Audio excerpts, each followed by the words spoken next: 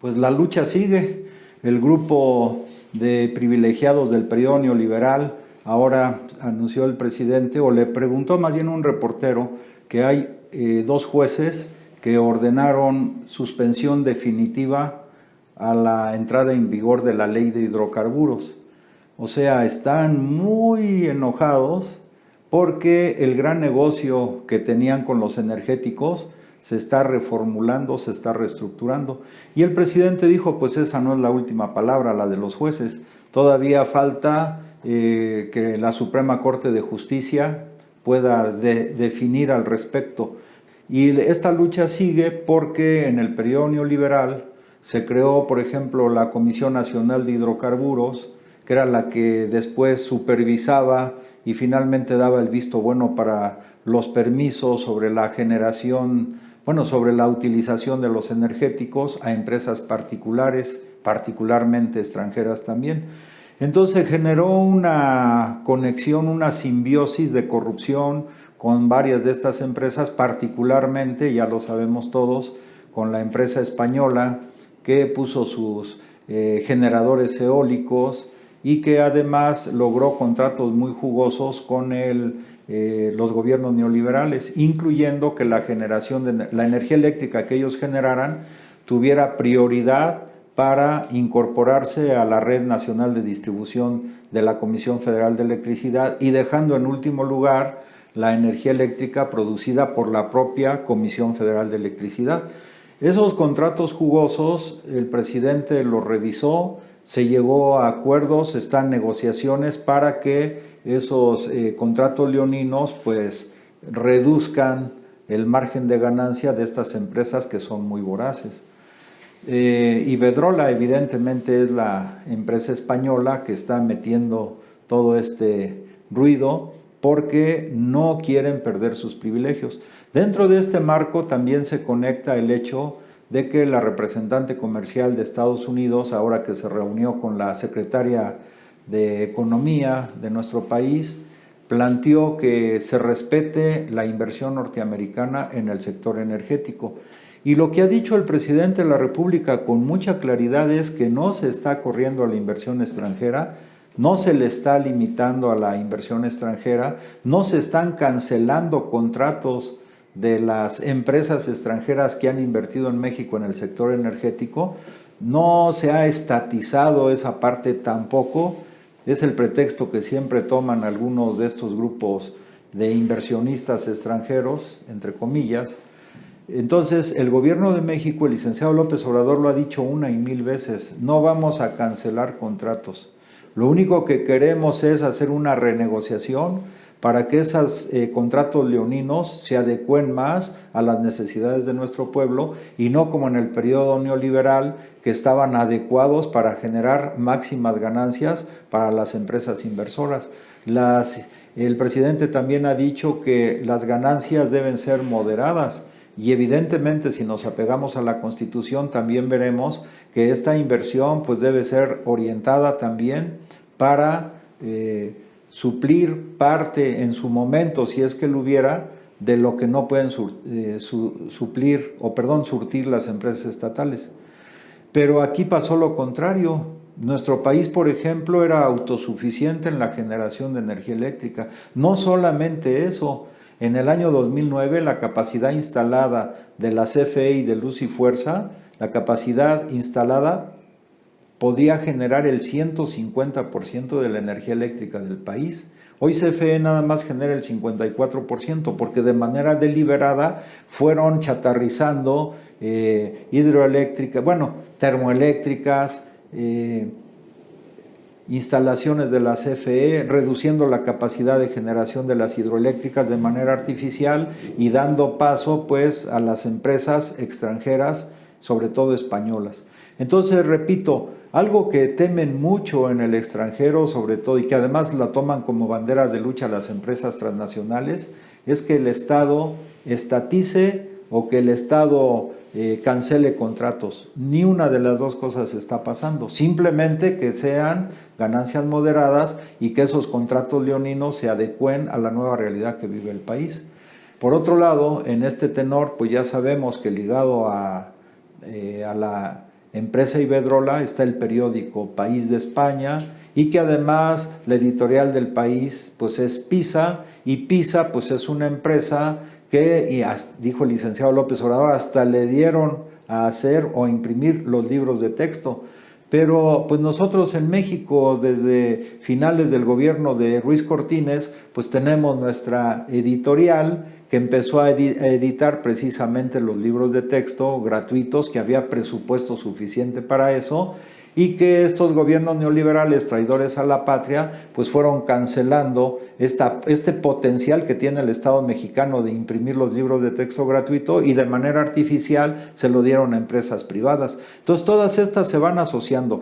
Lo que en el fondo pasa es que hay una asociación, digamos, perversa de intereses económicos, de empresas generadoras de energía eléctrica, de empresas editoriales como PISA, de periódicos extranjeros como El País y lógicamente los nacionales, que ellos trabajaron siempre bajo el esquema de máximas regalías, máximas utilidades, máximas ganancias, sin importar la calidad de sus productos y sin importar que eso iba en detrimento de nuestro pueblo y de nuestra patria.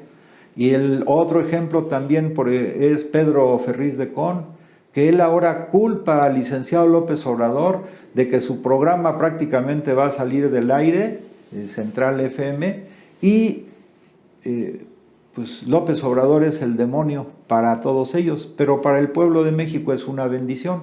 Hay que recordar, por ejemplo, que Pedro Ferriz de Con, al principio que se empezó a ver o a escuchar el tema de el Frena, él en un video que se dio a conocer, donde se convocó por los llamados integrantes del Círculo Rojo, es decir, algunos empresarios que ahí salieron, algunos locutores como Ferriz de Con, algunos ideólogos del periodo neoliberal, pues ellos elaboraron y diseñaron una táctica para golpear al gobierno actual e irlo arrinconando. Una de las expresiones de esta cadena de hechos que se empezaron tempranamente a ver con el video en donde Ferriz de Con prácticamente les está dando ideas y orientaciones a los empresarios que se reúnen ahí.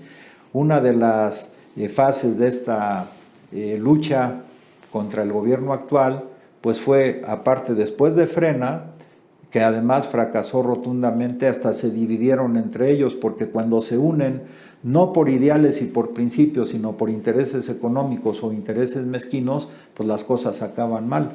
Pero, repito, una de las últimas expresiones de esto fue precisamente la formación del grupo Va por México, donde pues están los que Pedro Ferriz desde ese tiempo anunciaba. Están los partidos políticos, o sea, un brazo político que no pudo ser Frena ni candidatos independientes, agrupados en esos partidos que crearon Va por México. Está también los recursos económicos de empresarios, e incluso a través de Claudio X González, de recursos económicos que llegan de alguna de las agencias del gobierno norteamericano.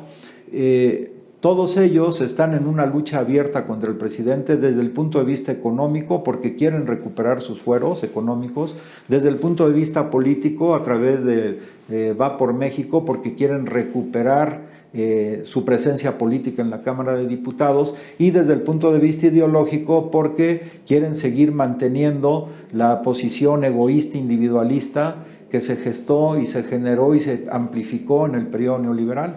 En este terreno de la cuestión ideológica, el presidente de la República hoy hizo alusión a un tema muy importante. Fíjense, yo creo que algunos de la derecha recalcitrante, cuando escuchan el nombre que el presidente comentó el día de hoy, pues se retuercen, porque no tienen argumentos, sino simplemente insultos, descalificaciones e incluso calumnias.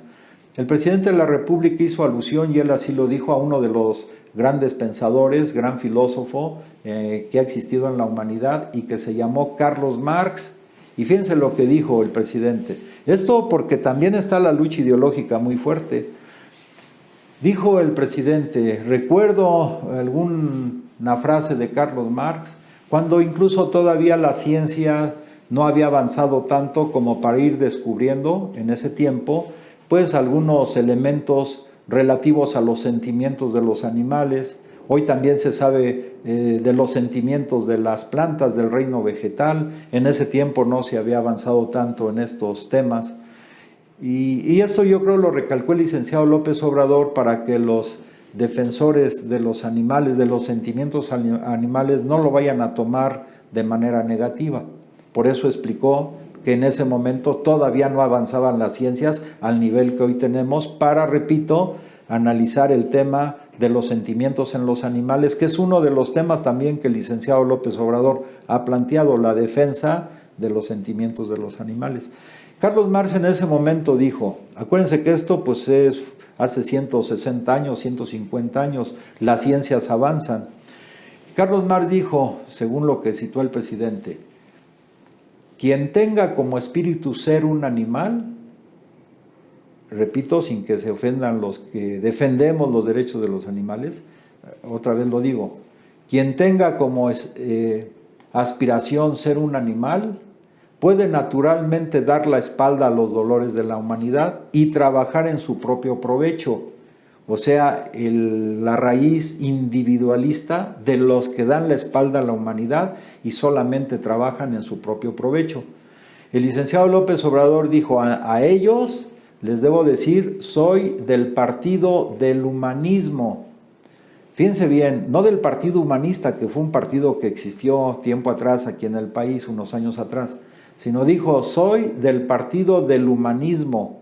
Nada de lo humano me es ajeno. No debemos estar pensando solo en el dinero. No debemos ser racistas, ni clasistas, ni lo que más generó el periodo neoliberal, individualistas y egoístas. Más bien debemos procurar ser felices.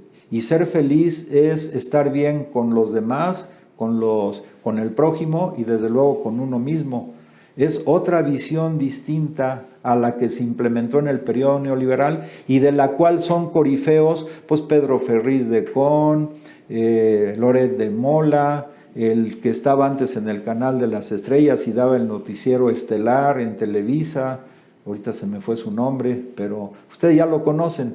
Entonces, el tema es que en el periodo neoliberal se exaltaron al máximo las acciones individualistas, egoístas, racistas, lo peor que se ha generado en el proceso de la historia de los seres humanos. Y lo que el licenciado López Obrador plantea es lo contrario. Por eso dice, son dos proyectos antagónicos, opuestos, totalmente diferentes. El que se gestó en el periodo neoliberal, donde todas estas empresas de las que hablamos tuvieron su máximo esplendor en privilegios, en ganancias, en llenar sus bolsillos a costa del hambre y la necesidad de los pueblos de todo el mundo. Y este esquema que plantea el licenciado López Obrador, que es un esquema esencialmente humanista. También se resaltó en la mañana, el presidente de la República dice que ya es hora de que se establezcan nuevamente las clases presenciales.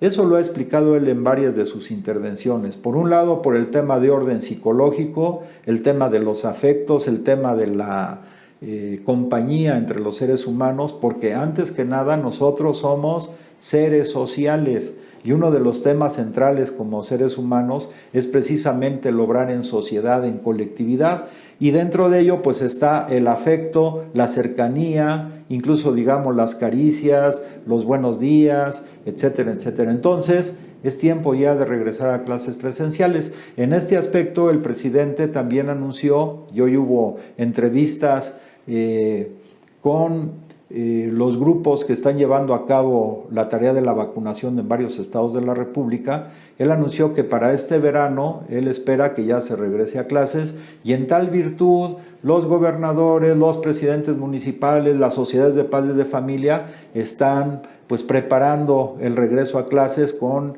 el mantenimiento de las planteles educativos, su aseo, etcétera, etcétera. Pero destacó, y eso queremos resaltarlo para concluir, lo que planteó la doctora Claudia Sheinbaum, que es la jefe de gobierno de la Ciudad de México, y que fue entrevistada. Ella se encontraba en el Centro de Estudios Navales de la Marina, junto con el secretario de la Marina, el almirante Ojeda, y allí se planteó que para esta nueva etapa de vacunación para los docentes de la Ciudad de México, se instalaron ya 8 centros de vacunación del día de hoy hasta el día sábado, van a estar activos. Van a vacunar, fíjense bien la cifra, 354,000 docentes que van incluidos desde la universidad, el Politécnico, las instituciones de educación superior, medio superior, secundarias, primarias, preescolar, todo el sistema educativo de la Ciudad de México. Todos los docentes, 354,000 docentes, en unos días van a ser vacunados en estos 8 centros de vacunación. Y lo cual es altamente significativo porque van a aplicarles a todos ellos la vacuna CanSino, que es de una sola dosis, y se prevé entonces que ya para finales de junio, o depende de cómo se vayan coordinando las acciones, puedan ya regresarse a clases presenciales en la Ciudad de México y también en los demás estados de la República. Pero yo resalto esto porque la cifra de docentes en la Ciudad de México es una cifra impresionante y abarca tanto a los docentes de escuelas privadas como de escuelas públicas de todos los niveles.